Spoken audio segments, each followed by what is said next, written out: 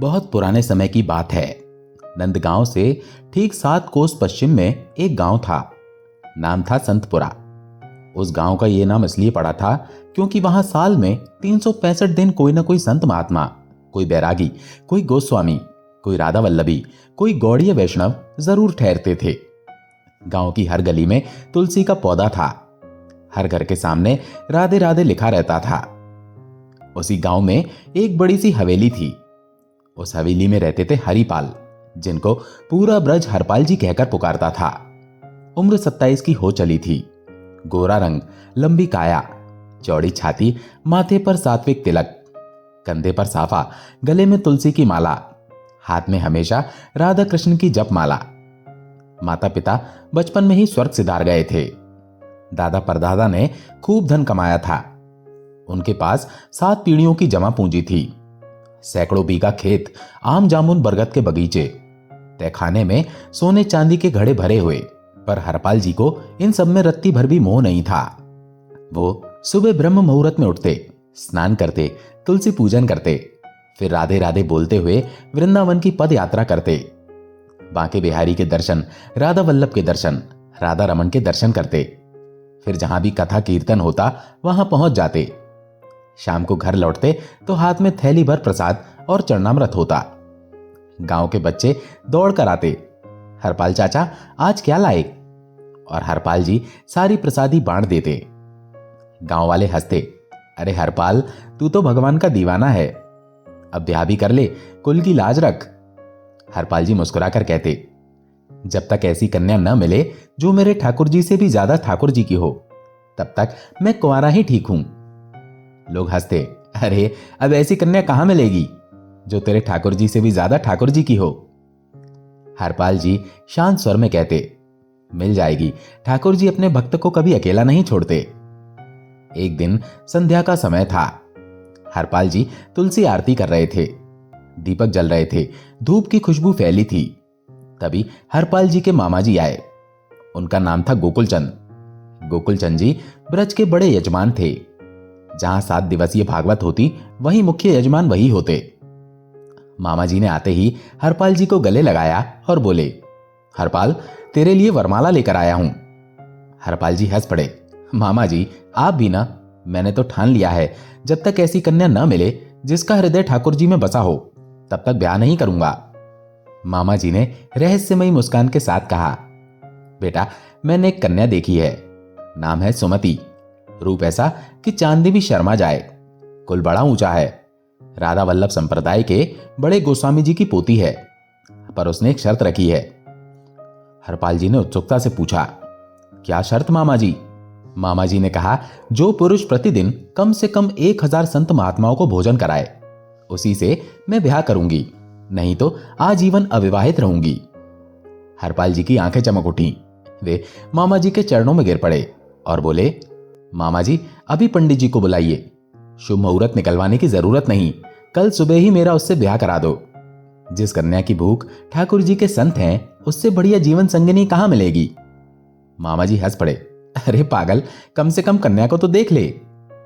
हरपाल जी बोले, मामा जी जिस कन्या की शर्त ही ठाकुर जी के संत हैं, उसका हृदय कितना सुंदर होगा कि रूप अपने आप सुंदर लगेगा। मुझे उसका चेहरा नहीं, उसका चरित्र चाहिए। बस दूसरे ही दिन धूमधाम से हरपाल जी का ब्याह हो गया। बारात नंदगांव से निकली, पूरा ब्रज मानो दूल्हा बन गया। ढोल मंजीरे शहनाई, राधे राधे के जयकारे। सुमति जब दुल्हन बनकर आई तो सचमुच सब देखते रह गए। लाल जोड़े में, माथे पर बड़ा सा सिंदूर का टीका, आंखों में काजल की रेखा, जैसे साक्षात राधा रानी अवतरित हो गई हों। ब्याह के बाद हरपाल जी ने सुमति से पहली रात में कहा, सुमति तुमने शर्त रखी थी, मैंने संकल्प ले लिया है, जब तक सांस है रोज कम से कम 1000 संतों को पेट भर भोजन कराऊंगा। कभी एक भी कम हुआ तो समझना कि हरपाल मर गया। सुमति ने शर्माते हुए कहा, स्वामी आप चिंता मत करो, मैं आपके साथ हूं, रसोई मैं संभालूंगी। बस एक ही प्रार्थना है, मेरे ठाकुर जी के किसी भी संत को कभी भूखा मत सोने देना। और सचमुच उस घर में जैसे वैकुंठ उतर आया। सुबह 4 बजे से रसोई शुरू हो जाती। सुमति खुद हाथ बटाती। दाल चावल, 3 तरह की सब्जियां, पूरी कचौड़ी, हलवा, रायता, पापड़, अचार, मिठाई सब बनता। हरपाल जी बाहर पंडाल में बैठकर हिसाब रखते। आज कितने संत आए?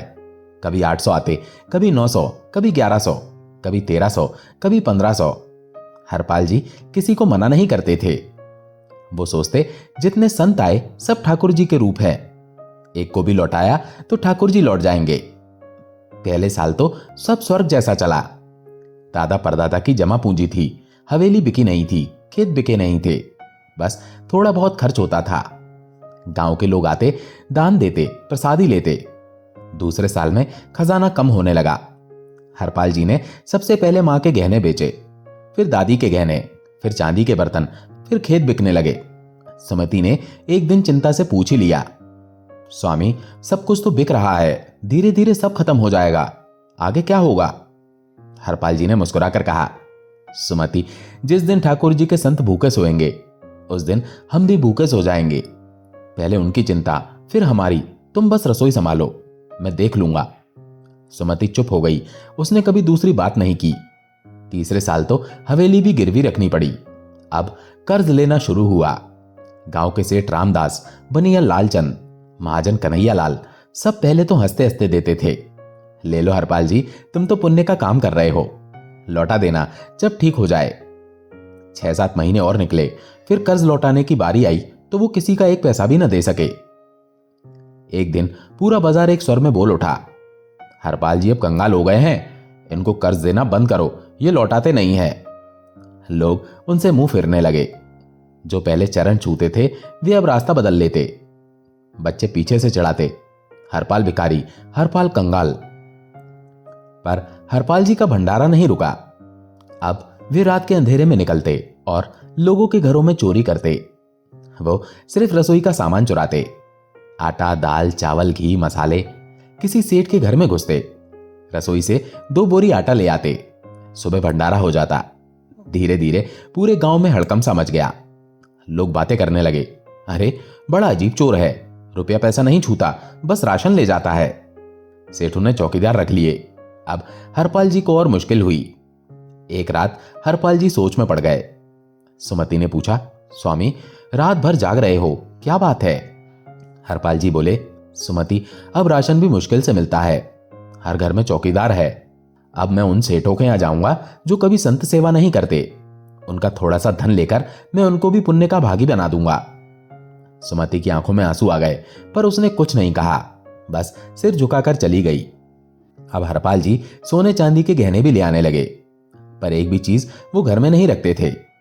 सब बेचकर उसी दिन भंडारा हो जाता। सुमति कभी कुछ नहीं पूछती थी, बस भोर में उठकर रसोई सजाती और शाम को संतों को प्रणाम करके विदा करती। एक दिन हरपाल जी जंगल के रास्ते बैठे थे। मन में विचार था, आज कोई बहुत धनी व्यक्ति आए तो उसे लूट लूंगा, 10-12 साल की व्यवस्था हो जाएगी। आज तक तो टुकड़े टुकड़े में लिया, आज एक साथ ले लूंगा। सुबह से शाम हो गई, कोई नहीं आया। सूरज ढलने लगा और इधर वैकुंठ में भगवान विष्णु अपने भक्त को इस तरह से परेशान देखकर व्याकुल हो रहे थे। उन्होंने एक सेठ का रूप धारण किया और हरपाल जी के पास जाने लगे। तभी रुक्मणी जी ने उनसे पूछा कि आज सेठ का रूप बनाकर कहां जा रहे हो? विष्णु जी बोले, मेरा एक बड़ा ही खास भक्त है, उससे मिलने जा रहा हूं। तो रुक्मणी जी बोली, स्वामी अगर खास भक्त है तो मैं भी आपके साथ चलूंगी। भगवान विष्णु ने कहा, ठीक है, वो भक्त बड़ा विशेष है तो अच्छे से अपने गहने पहन लेना। रुक्मणी जी ने भी अब एक सेठानी का रूप धारण किया। उधर हरपाल जी निराश होकर बैठे थे कि दूर से छम छम की आवाज आई। देखा तो एक सेठ सेठानी आ रहे थे। सेठ के गले में 3-3 मोटी सोने की चेन, हर उंगली में अलग अलग रत्न जड़ी अंगूठियां, सिर पर हीरे जवाहरात जड़ित पग, पैरों में सोने की जूतियां, कमर में मोटी सोने की करधनी, हाथ में सोने का मड़ा हुआ कड़ा। सेठानी भी हीरे मोती से लदी हुई थी। हरपाल जी मन में सोचने लगे, अरे वाह, ये तो 10 साल का इंतजाम एक साथ आ रहा है। सेठ पास आए तो हरपाल जी ने प्रणाम किया। जय श्री कृष्णा, जय श्री राधे। सेठ का चेहरा तमतमा उठा। बोले, सुबह सुबह ढोंग मत करो, तुम सब लोग पाखंडी हो। हमने सुना है कि इस गांव में एक हरपाल नाम का चोर रहता है, चोरी करके संतों को खिलाता है। भगवान का नाम मत लो हमारे सामने। हरपाल जी समझ गए ये बिल्कुल भगवत विमुख है, आज तो इसका एक भी गहना नहीं छोड़ना। फिर बातों बातों में सेठ बोले, हमको इस गांव से निकलना है, पर डाकुओं का डर है, तुम रास्ता पार करवा दो। हरपाल जी बोले, ठीक है, मैं आपको रास्ता पार करवा दूंगा, लेकिन मेरे घर मेहमान आए हैं, कुछ दक्षिणा दे दो तो मैं व्यवस्था करके आता हूं। सेठ ने मुट्ठी भर सोने की मोहरें दे दी। हरपाल जी घर गए। सुमति से बोले, आज संतों को पवा दो, मैं 10 साल की व्यवस्था करके आता हूं। फिर सेठ सेठानी को लेकर वो जंगल में पहुंचे। बीच जंगल में हरपाल जी रुक गए। सिर से साफा निकाला, जमीन पर बिछाया और लाठी तान कर गरजे, सारी चीजें यहां रख दो, एक रत्ती भी बची तो जान से मार दूंगा। सेठ सेठानी थर थर कांपने लगे। सेठानी बोली, स्वामी ये देखो तो, रावण से नहीं डरे, हिरण्यकश्यपु से नहीं डरे, आज हरपाल के सामने कांप रहे हो। सेठ ने धीरे से कहा, अरे ये हमारा भक्त है, इसके सामने डरना तो बनता है, इसने हमारे लिए सब लुटा दिया। फिर दोनों ने सारे गहने, पग, जूतियां, करधनी सब उतार उतार कर रख दिया। आखिर में सेठ की कनिष्ठा उंगली में एक छोटी सी पुरानी अंगूठी बची थी। हरपाल जी बोले, ये क्या बचा के ले जा रहे हो, ये भी दो। सेठ ने हाथ जोड़ लिए, भाई साहब ये बचपन की अंगूठी है, कभी निकाली ही नहीं, इसे रहने दो। हरपाल जी क्रोध से लाल हो गए। तुमने सुबह मेरे ठाकुर जी का नाम लिया था ना, अपमान करते हुए, आज दया नहीं, निकालो वरना उंगली काट दूंगा। सेठ ने बहुत कोशिश की, अंगूठी नहीं निकली। हरपाल जी ने उंगली पकड़ ली और तलवार निकालकर काटने ही वाले थे कि अचानक चारों तरफ दिव्य ज्योति फैल गई। शंख ध्वनि हुई, घंटे घड़ियाल बजने लगे, आकाशवाणी हुई और सामने साक्षात द्वारकाधीश श्याम सुंदर प्रकट हो गए। पीतांबर, मोर मुकुट, कौस्तुभमणि, वनमाला, रुक्मणी जी साथ में। हरपाल जी हक्के बक्के रह गए, हाथ से तलवार गिर पड़ी, घुटनों के बल बैठ गए और रोने लगे। नाथ, मैंने तो अपने नाथ को ही लूट लिया, मैंने अपने स्वामी की उंगली काटने की कोशिश की, मैं महापापी हूं। ठाकुर जी ने हरपाल जी को उठाया और अपने हृदय से लगा लिया। हरपाल, तूने कभी अपने लिए कुछ नहीं मांगा, न धन, न यश, न सुख। तूने तो मेरे वैष्णवों को भूखा नहीं सोने दिया। हाँ, तूने गलत रास्ता अपनाया, पर उद्देश्य तो मेरी सेवा ही थी। और सुन, जिन सेठों का तूने धन लिया, वे कभी संत सेवा नहीं करते थे। तूने उनका धन लेकर उनको भी पुण्य बांट दिया। पुण्य तो धन देने वाले को ही मिलता है ना, तूने तो उस पुण्य में उनको भी भागीदार बना दिया। हरपाल जी भगवान चरणों में लिपट गए। प्रभु, ये सब तो मेरी पत्नी की शर्त के कारण हुआ, उसे भी दर्शन दे दो, वरना मैं घर क्या मुंह दिखाऊंगा। ठाकुर जी ने हंसकर कहा, चल, और दोनों छोटे छोटे बालकों का रूप धारण कर हरपाल जी की गोद में बैठ गए। हरपाल जी उन्हें अपने घर लाए। सुमति बाहर निकली तो देखा 2 अति सुंदर बालक हरपाल जी की गोद में खेल रहे हैं। सुमति ने पूछा, स्वामी ये बालक किसके हैं? हरपाल जी बोले, सुमति, बालक नहीं, साक्षात द्वारकाधीश और रुक्मणी जी हैं। और दोनों ने अपना विराट रूप दिखाया। भगवान के दर्शन पाकर सुमति भी निहाल हो गई। ठाकुर जी ने आशीर्वाद दिया, हरपाल, ये सारा धन आभूषण हम तुम्हारे लिए लाए थे, अब तुम्हें न चोरी करनी पड़ेगी न मांगना पड़ेगा। जब तक तुम और सुमति जीवित रहोगे, मेरे संतों की सेवा इसी धन से चलती रहेगी। फिर दोनों दंपत्ति को गले लगाकर ठाकुर जी अंतर ध्यान हो गए। उसके बाद हरपाल जी और सुमति जी ने जीवन भर संत सेवा की। उनका घर साक्षात वैकुंठ बन गया। और आज भी ब्रज में ये गाथा गाई जाती है, जिस भक्त ने ठाकुर जी के लिए सब लुटा दिया, उसने ठाकुर जी को ही लूट लिया, क्योंकि ठाकुर जी तो भक्त के ही हैं। बोलो भक्त वत्सल भगवान की जय। हरपाल जी, सुमति जी की जय। जय जय श्री राधे श्याम। दोस्तों, आशा है ये कहानी आपको पसंद आई होगी। अगर पसंद आई हो तो वीडियो को लाइक करके कमेंट में जय श्री कृष्णा जरूर लिखें। चैनल पर अगर पहली बार आए हैं तो चैनल को सब्सक्राइब जरूर करें। जय श्री कृष्णा।